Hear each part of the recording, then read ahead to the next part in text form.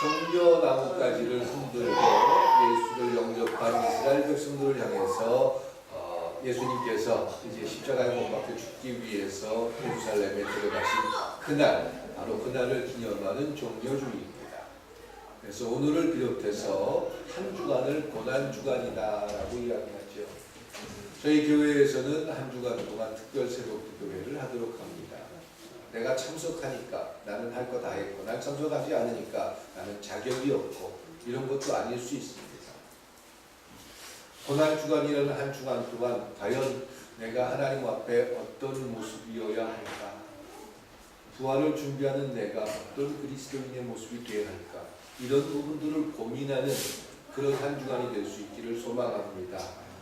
참석하지 않아도 된다. 이걸 여러분들에게 편안하게 말씀드리고 그런 게 아닙니다. 참석했기 때문에 나는 자격이 있고, 참석 안 했으니까 난 자격이 없고, 여기서 좀 떠나보시라는 겁니다. 참석하신 분들도 그 참석을 통해서 과연 내가 사순절 고난기간 부활을 맞아서 어떤 모습이 되어야 할까?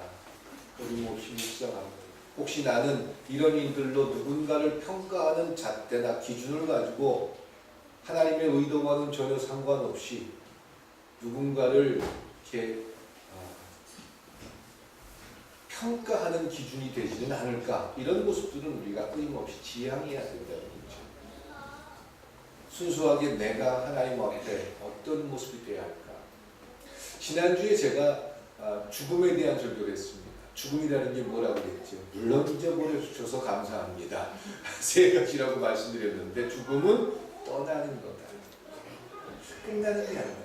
대개 사람들은 이 세상에서 나이를 먹고 또 어떤 사고를 통해서 또 병에 의해서 죽을 수 있는데, 죽음은 되게 그냥 끝나는 거라고 생각합니다. 그렇죠? 그래서 어떻게든지 이 세상에서 얼만큼 높은 위치에, 얼만큼 많은 거랍니다. 지난주에 제가 한 집을 방문했는데 아파트가 120평이에요. 저도 깜짝 놀랐어요.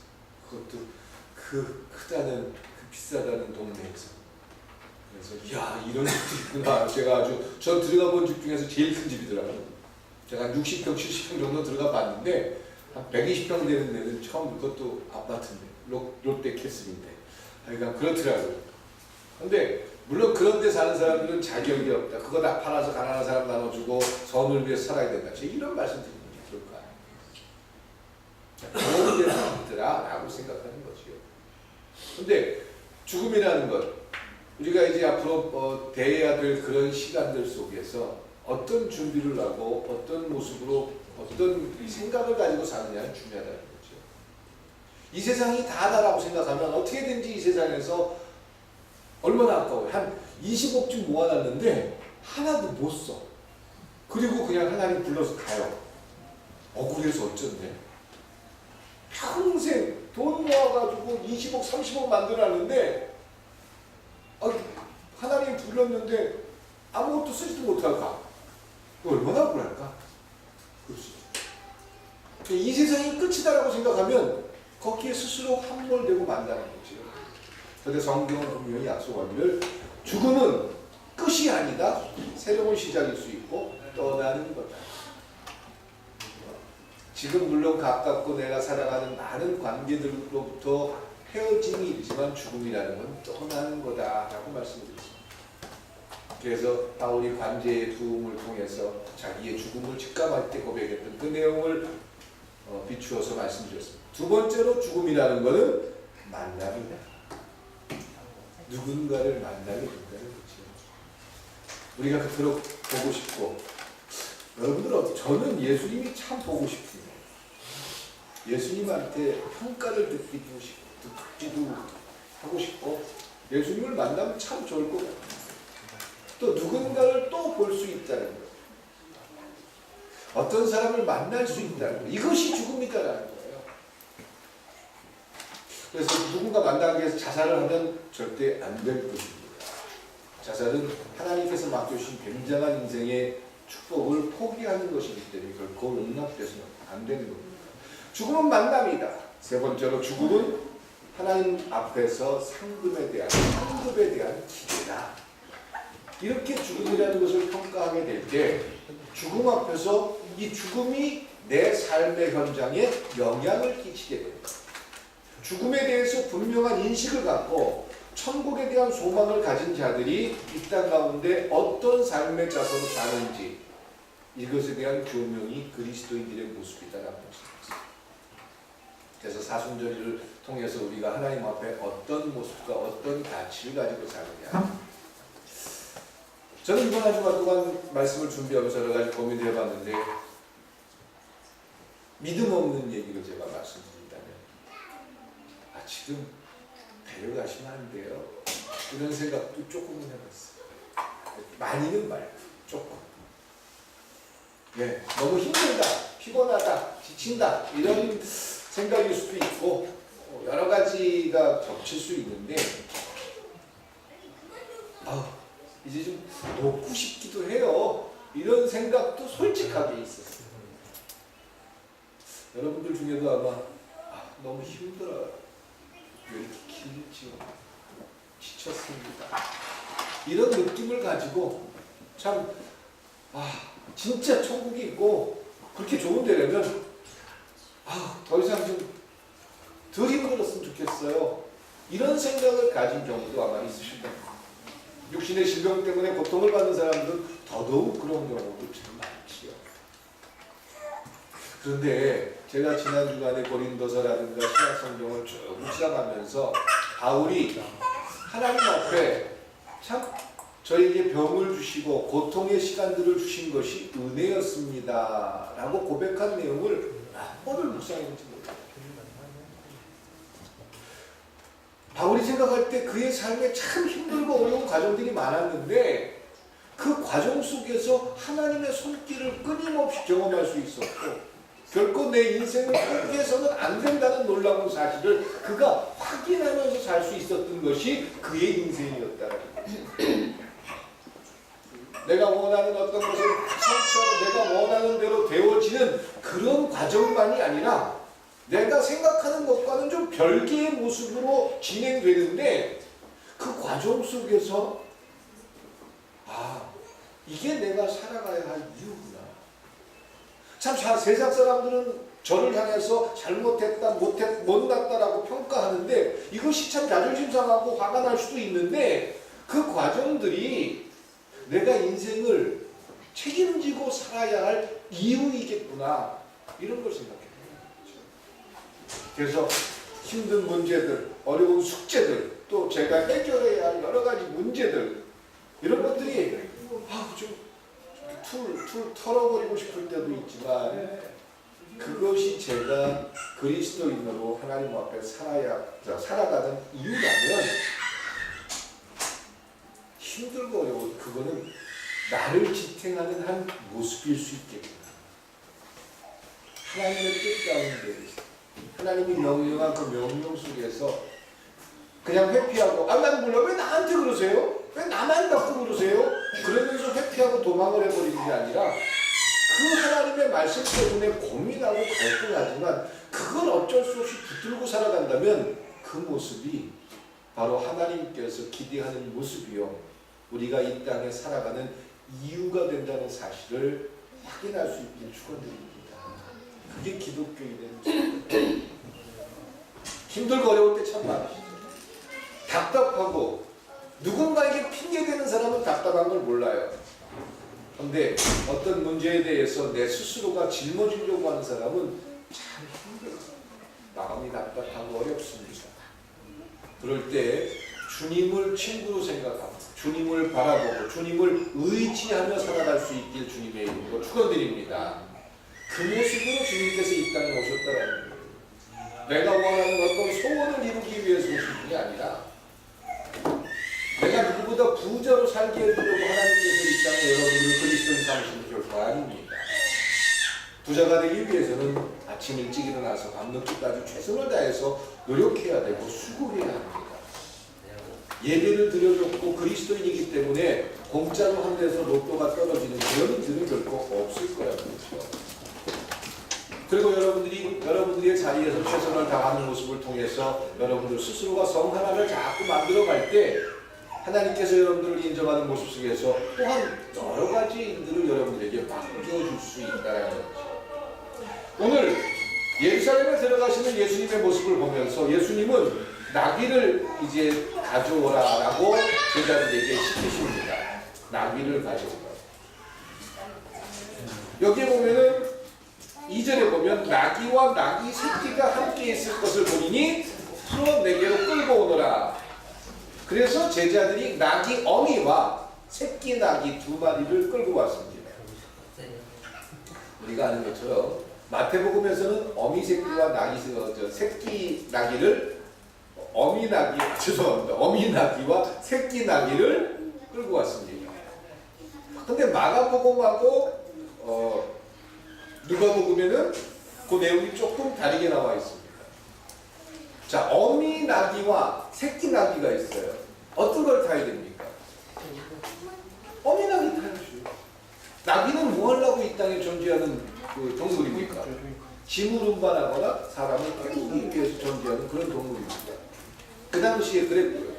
그러면은 새끼 나귀를 타는 게 아니라 어미 나귀를 타는 게 맞는 겁니다. 그런데 예수님은 어미 나귀를 타셨습니까? 새끼 나귀를 타셨습니까? 왜 새끼 나귀를 타셨을까요? 왜 그러셨을까요? 자, 여기서부터 오늘 말씀을 생각해 보자는 겁니다. 마태복음에는 어미 나귀와 새끼 나귀를 동시에 가져왔다 라고만 기록됐고, 마가복음 11장과 누가복음 19장을 보면 예수님은 어미 나귀를 타지 않고 새끼 나귀를 탔다라는 것을 증거하고 있습니다. 그러니까 2마리 가져왔는데 그 중에서 새끼 나귀를 탔어요. 힘도 없고, 그리고 잘 길들여지지 않았기 때문에 예수님이 나귀 위에서 떨어질 수도 있고 불편함을 감수해야 되고 그런 모습일지도 몰라요. 근데 일반적인 상식으로 생각할 때 어미 나귀를 타야 문제도 없고, 또 예수님이 예루살렘에 들어갈 때 그 자갈밭이 있을 때 자갈이라도 잘못 밟으면 쓰러질 수 있는데 당연하게 제자들이나 예수님도 프로페셔널, 능숙하게 일을 진행할 수 있는 어미 나귀를 타는 게 맞는 겁니다. 근데 왜 예수님은 프로페셔널리즘이 아닌 아마추어리즘을 갖고 있는 새끼 나귀를 탔을까라는 것에 대해서 조명을 해보자는 겁니다. 왜 그랬을까? 왜 그랬을까? 왜 프로페셔널리즘이 아닌 아마추어리즘, 미숙하고 또 아직 사람들을 태워본 적이 있을까 없을까 하는 그런 어린 나귀를 타고, 예수님이 뭐 등치가 작은 것도 아니었을 텐데 근데 왜 그런 새끼 나귀를 탔을까? 라는 것에 대한 의문을 가지고 말씀을 시작해보자라는 겁니다. 저는 이 부분에 대해서 좀 억지가 될 수도 있을지 모르지만 하나님께서 사용하는 사람들, 하나님께서 사용하는 조건들에 대해서 고민을 해봤습니다. 그러니까 하나님께서 하나님의 일에, 하나님께서 하나님이 하는 일들 속에서 사용하는 여러 가지들을 보면 프로페셔널리즘이라기보다는 아마추어리즘을 많이 사용하더라고요. 능력 있고 힘 있고 또 충분하게 뭔가를 잘할 수 있는 그런 사람을 쓰기보다는 서투르고 부족하고 또 사람들이 볼 때 좀 못났다라고 평가할 수 있는 그런 수준이지만 그들이 얼만큼 순수한가를 보았다라는 거죠. 제 사무실에 가면 11년 전에 우리 성도님들이 그림을 그려놓은 제 얼굴 사진에 김장로님이 써놓은 글이야. 저는 늘 사무실에 들어갈 때마다 그 그림을 봅니다. 장로님 무슨 글 쓰신지 아시죠? 네. 처음 모습, 처음 시작할 때 모습만 버리지 마십시오.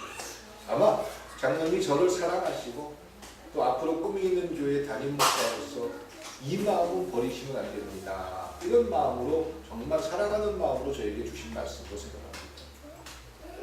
우리 누구죠? 가영자매 뭐라고 써요? 목사님 좀 사람들 너무 이렇게 팍팍 쏘는 말 좀 하지 마세요. 그런 식으로 써놓기도 하고 있는데 하여간 저는 우리 장로님 쏘는 그 말을 결코 잊지 않습니다. 아마추어니스트 처음 시작할 때의 그 모습. 제가 변하게 될 때, 또 제가 물들게 될 때 아마 장로님은 그 말씀을 기억해서 저에게 뭔가를 이야기하실 거예요. 목사님 너무 변하지 마세요. 목사님 지금 변하시면 안 돼요. 이런 말들을 아마 저에게 해주실 거예요. 하나님께서 뭐 이것도 역사 속의 한 부분이지요. 예수님께서 어미나귀와 새끼나귀 둘 중에서 새끼나귀를 타게 된 이유는 하나님께서 사용하는 여러 가지 역사적인 사건과 여러 가지 일들 속에서 공통적으로 나타나는 것은 그들의 능력과 그들의 가치보다는 하나님의 손길과 하나님의 위로와 하나님이 하신다는 놀라운 일들이 이 땅에 증명되기를 기대하신다는 거예요. 내가 능력 있는 게 아니에요. 하나님께서 저를 붙들어 주셨기 때문에 하나님의 손길이요 하나님의 능력이 나타나게 될 줄 믿습니다. 그러면 내가 무슨 일을 하든 내가 자랑할 게 하나도 없다라는 거죠. 그래서 계시록에 보면 24장로가 하늘나라에 올라가서 이제 하늘나라 예배를 드릴 때 그들이 어떻게 합니까? 자기 면류관을 벗어서 최종적으로 하나님 절에 던집니다. 아니 면류관이 어떤 면류관입니까? 24장로는 이 땅에 있으면서 주의를 하다가 순교를 당한 사람들이에요. 그래서 하늘나라에 가서 하나님이 가장 큰 면류관을 다 씌워줬어요. 얼마나 자랑스럽고 얼마나 대단한 그런 상입니까? 그런 상을 머리에 쓰고 있었는데 예배를 드리는 과정 속에서 마지막 부분에 와서 그들이 그 관을 다 내리는 거예요. 던는 거예요. 그리고 나서 다 하나님 앞에 내던집니다. 이유가 뭐였습니까? 내가 마치 능력 있고 내가 대단해서 그런 멋진 일을 한 것이다. 순교를 당한 일도 이렇게 내가 대단한 사람이다. 내가 이렇게 믿음 있는 사람이다. 이렇게 생각했는데 예배를 드리는 과정 속에서 그 모든 일들이 주님의 손길이었고 주님께서 붙들어 주신 결과였고 주님께서 내 마음을 지켜주셨기 때문에 내가 그 죽음 앞에서도 내 믿음을 팔지 않았고 심지어는 조그마한 돈 앞에서도 내 믿음을 파는데 그 죽음이라는 무시무시한 일들이 내 앞에 놓였을 때도 나는 주님의 손길 때문에 팔 수가 없었습니다. 이걸 깨달은 24장로가 자기의 면류관을 내려놓지 않습니다. 하나님 나라의 수많은 일들 속에서 나는 이 정도는 할 수 있다라는 생각은 끊임없이 하나님과 적대적인 관계가 될 수도 있다는 것. 늘 자기의 부끄러움을 되돌아보고 누군가를 비난하고 신뢰하기 전에 나의 부끄러움을 되돌아보면서 나 같은 자도 하나님이 쓰실 수 있다면 제가 그 일에 동참하고 사용당하기를 기대합니다. 이렇게 될 때 하나님은 그들을 통해서 하나님의 일들이 진행될 줄 믿습니다. 우리 꿈이 있는 교회에서 예배드리는 모든 성도들이 바로 새끼 나귀와 같은 그런 존재가 될 수 있게 축원드립니다. 언제든지 쓰시겠다고 하면 이게 아까운데요. 마음속에서 아직은 준비가 안 됐는데요. 그런데 주님께서 쓰시겠다고 하셨으니까 제가 했습니다. 제가 포기하겠습니다. 이런 고백을 하나님 왜 내 걸 뺏어가려고 저 사람이 더 많은데 저 사람이 더 시간도 많은데 이렇게 핑계대지 말자니. 그 핑계대는 이유가 무엇입니까? 왜 누군가에게 자꾸 핑계를 줍니까? 나는 그 사람보다 낫다라고 생각합니다. 예수님께서 친히 새끼나귀를 탔던 이유는 경험 많은 프로, 능력 있는 어떤 사람을 하나님께서 사용하는 것이 아니라 아마추어 같고 전혀 미숙하고 서툴지만 하나님께서 그들에게 힘을 주실 것이고 또 하나님께서 그와 함께 하실 것이라는 놀라운 약속이 포함된다라는 거죠. 그래서 오늘 종료주일을 맞고 한 주간을 이제 준비하고 한 주간 살아가면서 여러분들 마음속에서 과연 고난주간이기 때문에 그냥 몸으로 내가 고난을 당해야지 누군가 나에게 고통스러운 얘기를 하면은 그냥 고난주간이니까 내가 참아야지 그럴 수도 있어요. 그런데 고난주간이기 때문에 하나님 앞에 내가 어떤 생각을 하고 어떤 표현을 할까 이걸 한번 고민해 보시죠. 또 누군가가 물어보면 왜 그렇게 삽니까? 왜 그런 생각을 합니까? 라고 물어보면 고난주간이에요. 고난주간이래요. 이런 되질문을 할 수 있길 바랍니다. 되게 고난주간 사순절 여러분들 어떻게 들리십니까? 누군가를 평가하기 위한 수단으로 사용할 때가 참 많아요. 제가 깜짝 놀란 게요. 제가 그래도 소위 목사입니다. 근데 저한테 어떤 사람이 사순절인데 그 교회에서 뭐 합니까? 사순절인데 목사님 뭐 하십니까? 그럼 제가 뭐 해야 됩니까? 이런 걸 물어보고 싶더라고요. 왜 니네 교회는 새벽 기도도 안 하냐 이거예요. 또 사순절 고난주간에 니네 교회에서 그렇게 주님께서 희생당한 그 기간 동안에 니네는 왜 놀러갈 생각하냐 이거예요. 글쎄요. 그렇게 기도라는 것을 또 어떤 일들을 몸으로 때우는 것이 과연 사순절을 기념하고 기억하는 삶일까? 이런 고민을 해봤습니다. 제가 지난번에 말씀드린 것처럼 저 빚내서 미국 갈 겁니다. 사순절 기간 동안 제가 결단합니다. 23년 동안 미국을 못 갔어요. 근데 저희 아버지가 이번에 80이신데 저는 올해 너무 바빠서 못 갑니다라고 미리 말씀을 드렸는데 섭섭해 하시더라고요. 당연히 섭섭하죠. 23년 동안 못 갔는데 그러려니 하고 넘어가려고 했어요. 근데 제가 고민하고 기도하고 부모님을 위해서 기도하면서 올해 못 가는데 내년에 갈 수 있을까?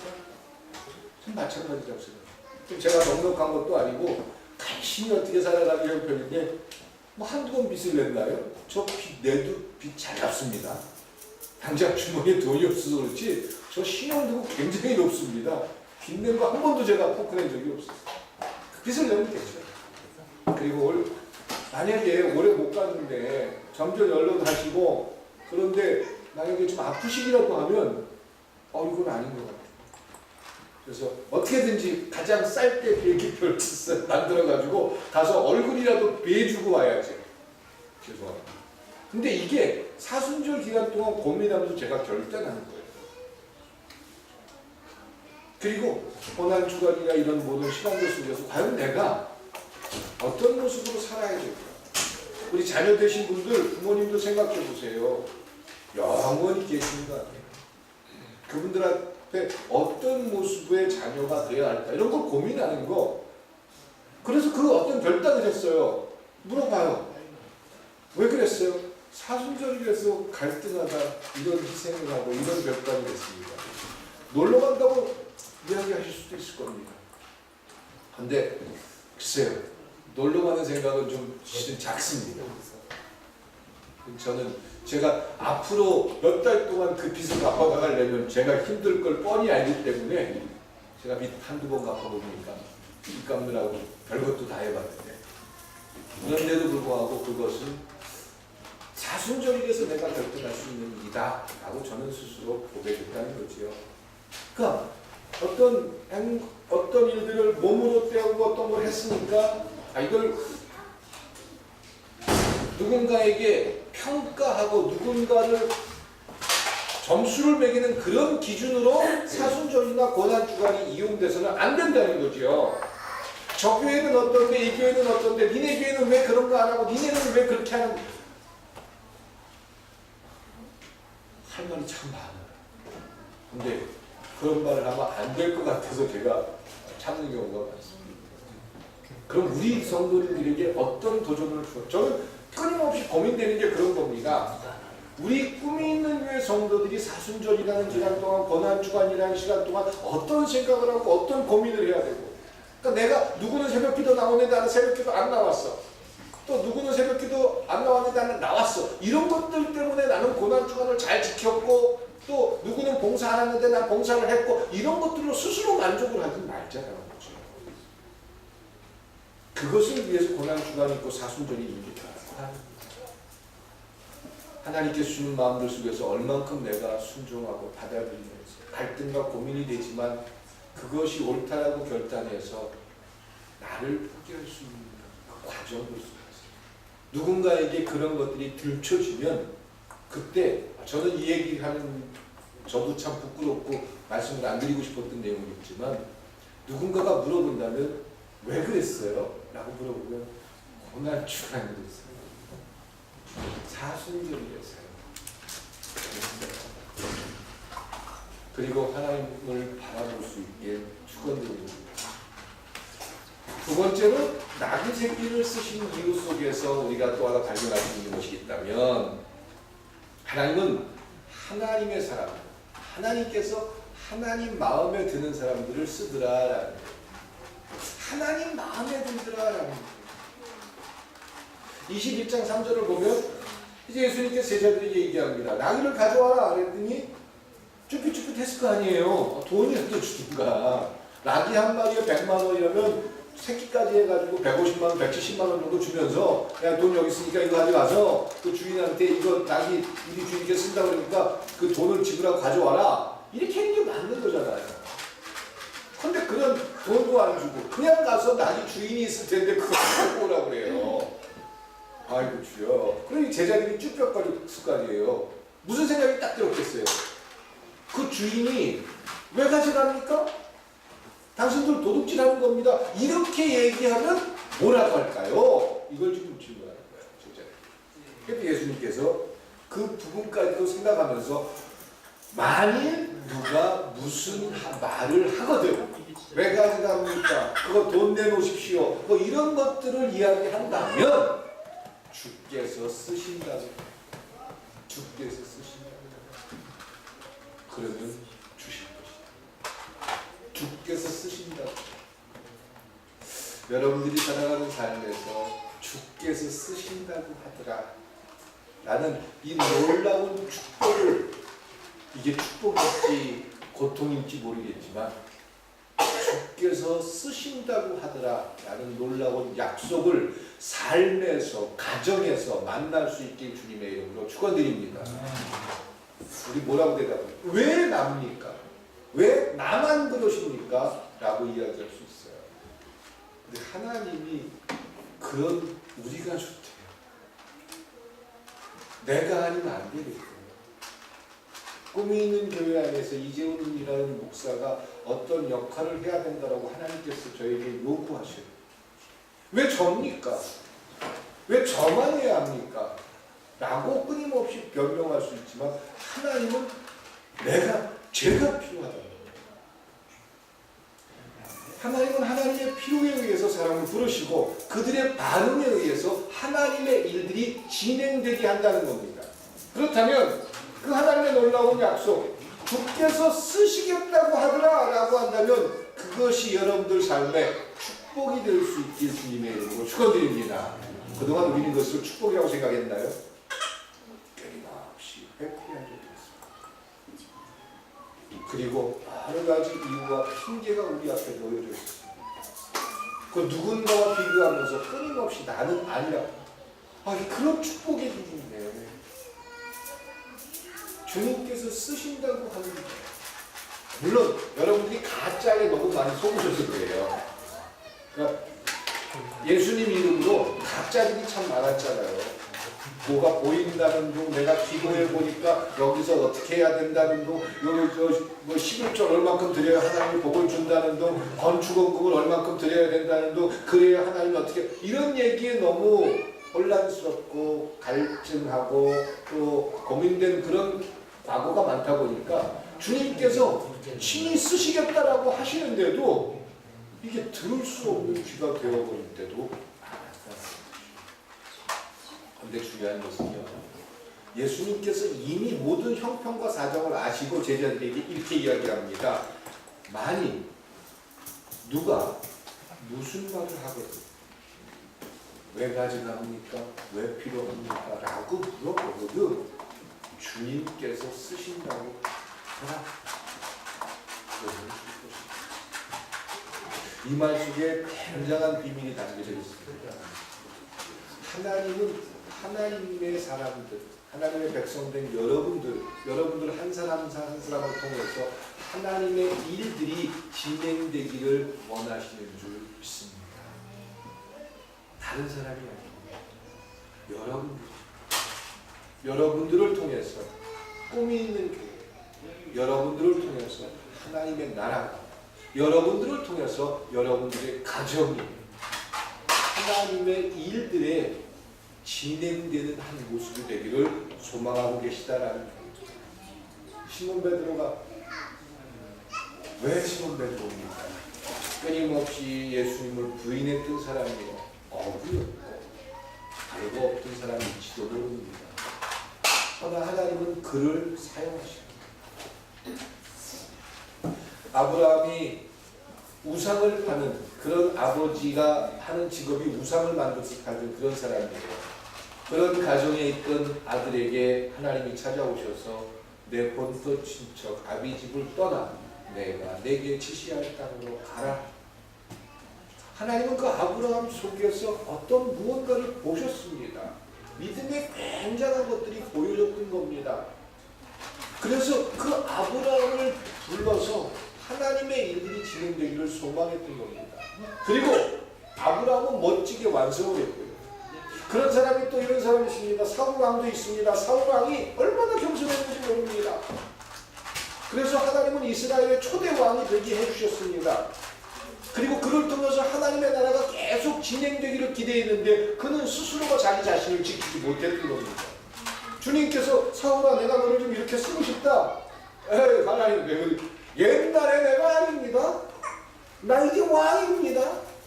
그럼 내가 뭐 제사 정도는 내가 못 지냅니까? 뭐 선지자가 뭐 얼마나 대단하다고 내가 선지자 말을 들어야 됩니까? 이렇게 변했다는 거죠. 하나님 마음이 어땠을까요? 하나님이 처음 사울 왕을 택할 때 하나님은 기대하셨고 꿈을 꾸셨고 이스라엘이라는 나라의 초대 왕으로 삼으면서 그 가정이 그 자손이 번창되기를 기대하셨습니다. 그러나 스스로 하나님의 명령과 하나님의 요구를 끊임없이 부인하고 핑계하고 누군가에게 떠넘기는 그런 사울의 모습 속에서 그는 그대에서 끊기지 말았다.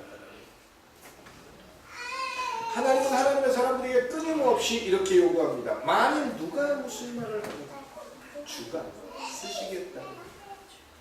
저는 이 말씀을 지난 한 주간 동안 100번도 되더라고요. 제 자신에게 묻었습니다. 주가 쓰시겠다는 주가 저를 통해서 무슨 일을 하시겠다는 왜 내 생각을 자꾸 하시는가? 하나님 부끄럽습니다. 죄송합니다.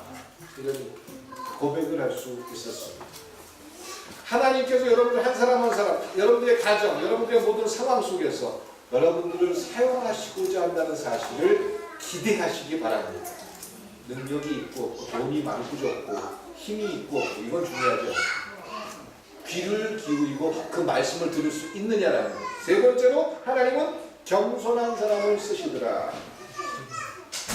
5절 이하에 보면요. 그는 겸손하여 짐승의 새끼를 탔다. 낙이 새끼를. 예수님께서 겸손하기 때문에 새끼를 탔다라고 성서. 물론 예언에 의해서 그게 완성됐다라고도 이야기합니다. 4절에도 이는 선지자로 하신 말씀을 이루려 하심이라. 하나님께서 사용하는 대부분의 많은 사람들은 겸손한 사람입니다. 겸손은 어떻게 증명될 수 있습니까? 하나님의 말씀에 얼만큼 순종하느냐의 순종의 모습을 통해서 드러난다는 겁니다. 왜 순종할 수 없습니까? 왜 하나님의 명령을 들을 수 없습니까? 누군가에게 핑계를 대면서 그 누군가 때문에 나는 할 수 없다라고 이야기한다면 그건 우리 스스로가 스스로 겸손하지 못하는 모습일 수 있다. 겸손하다면 어떤 조건과 상황 상관없이 그 말씀 때문에 고민할 수 있지만 갈등할 수 있지만 그 말씀에 반응할 수 있기를 축원드립니다. 그게 겸손이라는 거예요. 상황과 이유, 여건을 드는 게 아니지요. 그래서 예수님께서 겸손한 분이었기 때문에 겸손을 표현하기 위해서 낙이 새끼를 탈 수밖에 없었다라는 겁니다. 네 번째로 하나님은 헌신된 사람들을 쓰더라라는 겁니다. 예수님께서 종료주일날 예루살렘 성전에 들어갈 때 사람들은 겉옷을 벗어서 제옷과 같은 이런 가운을 벗어서 바닥에 깔고 종려나무를 들고 흔들면서 주님께서 이 땅에 오셨다. 하나님의 왕, 하나님의 아들이다. 메시아다라고 그들은 찬양했다라는 거죠. 예. 그리스도인의 삶 속에서 희생이라는 단어, 헌신이라는 단어. 글쎄요. 희생과 헌신이 즐거울 수 있다는 가정을 또 상황을 여러분들 삶에서는 우리 많이 경험합니다. 물론 좋은 거는 우리 스스로가 속을 때 어떤 일들이 만들어지냐면 누군가가 나를 위해서 희생해 줄 때가 가장 즐겁다라고 생각합니다. 물론 그럴 수도 있겠죠. 그러니까 내 부모가 나를 위해서 무한정 희생해 줄 때 나는 사랑을 받는 것 같고 그리고 내가 많은 걸 누릴 수 있다라고 생각할 수 있습니다. 근데 부모를 위해서 자녀가 희생해 줄 때, 자녀를 위해서 희생하며 헌신할 때, 그 속에서 누릴 수 있는 굉장한 복들. 하나님께서 우리 인류에게 숨겨놓은 보물찾기 중에 하나다라는 것. 우리 김강복 권사님이 우리 아들을 위해서 마음을 쏟아내고 그 아들이 잘 되기 위해서 희생하는 여러 가지 상황과 사건들. 김원사님, 그게 좀 가치 없으시던가요? 후회스러우시던가요? 물론 뭐 싸울 때는 너 보조에서 이런 생각도 든 적이 많을 거 아니에요. 말도 많이 하셨죠, 그렇죠? 아들하고 아버지 깨자 이런 생각도 많이 하셨을 거 아니에요. 네. 그런데 내 자녀이고 내 아들이기 때문에 끊임없이 희생을 하지만 어떨 때는 몰라줘서 섭섭할 때도 있지만 아직까지도 답답한 느낌을 가지고 있을 수 있지만 그럼에도 불구하고 그 자식이 잘 되길 바라고 그 자식을 위해서 희생하고 헌신하는 것이 결코 힘들지 않았다라고 이야기할 수 있으십니까? 그렇잖아요. 그게 모든 부모잖아요. 우리 권사님만 그런 게 아니라 모든 분들이 다 그래왔잖아요. 지금 어린아이, 지금 우리 윤 집사 두 놈 데려오라고 애쓰네요. 한 놈도 아니고 둘을 데려와가지고 이렇게 그냥 데리고 와가지고 예배를 드리고 그리고 이 자리에 참여하고 그 아이들을 위해서 희생하고 헌신하고 포기하고 이것은 인류에게 주신 하나님의 축복이다. 그리고 그 속에서 그 축복 때문에 우리가 하나님의 놀라운 사랑을 또한 그림자처럼 발견할 수 있게 주님의 이름으로 축원드립니다. 사단이 이 땅에 찾아와서 그걸 뒤집어 놓은 겁니다. 누군가를 위해서 희생하고 헌신하는 게 결코 너를 위해서 좋은 게 아니야, 즐거운 게 아니야 라고 이야기하는데 주를 위해서 희생할 수 있다. 교회를 위해서 헌신할 수 있다면, 교회를 위해서 포기할 수 있다면, 하나님께서 맡겨주신 어떤 사명을 위해서 희생할 수 있다면 그런 것들이 우리의 삶의 기쁨일 수 있다면 우리는 훨씬 더 많은 것들을 보고 또한 하나님 안에서 만나게 될 줄 믿습니다. 마지막으로 하나님께서는 하나님의 일들을 진행할 때 준비된 사람을 쓰시더라라는 겁니다. 예. 예수님이 누구십니까? 라고 물어봤을 때 여러분들은 뭐라고 대답하시겠습니까? 나를 굉장히 힘들게 하시는 분입니다. 여기까지만 이야기하시겠습니다. 아니 그 대답을 위해서 성경 구절 뭐 마태복음부터 요한복음 줄줄줄줄줄줄줄 쫙 외워서 얘기하는 그런 준비를 이야기하는 게 아닙니다. 예수님이 누굽니까? 라고 물어볼 때 예수님은 내 가정이 내 삶의 주인이십니다. 근데 그분과 함께하는 것은 결코 손해가 아니었습니다. 이렇게 구분할 수 있으시겠습니까? 우리 자녀들이 아빠는 왜 목사가 됐어? 아빠는 그 삶이 좋아? 우리한테는 강요하지 마. 근데 정말 좋은 거야? 라고 물어볼 때 그래 나 행복해, 즐거워 이렇게 내 스스로가 고백할 수 있느냐는 거지. 이 과정은 우리의 삶 전체에서 체험되어져야 되고 고백되어져야 되고 만나져야 하는 것입니다. 단순히 성경의 지식을 많이 가지고 있기 때문에 그 대답을 할 수 있는 게 아닙니다. 내 삶에서 주님과 함께하는 삶, 주님이 내 삶의 주인이 된 것이 괜찮네. 난 정말 자녀들에게 이야기한다면 너희들이 이 주님과 깊은 교제를 하면서 살길 기대해요.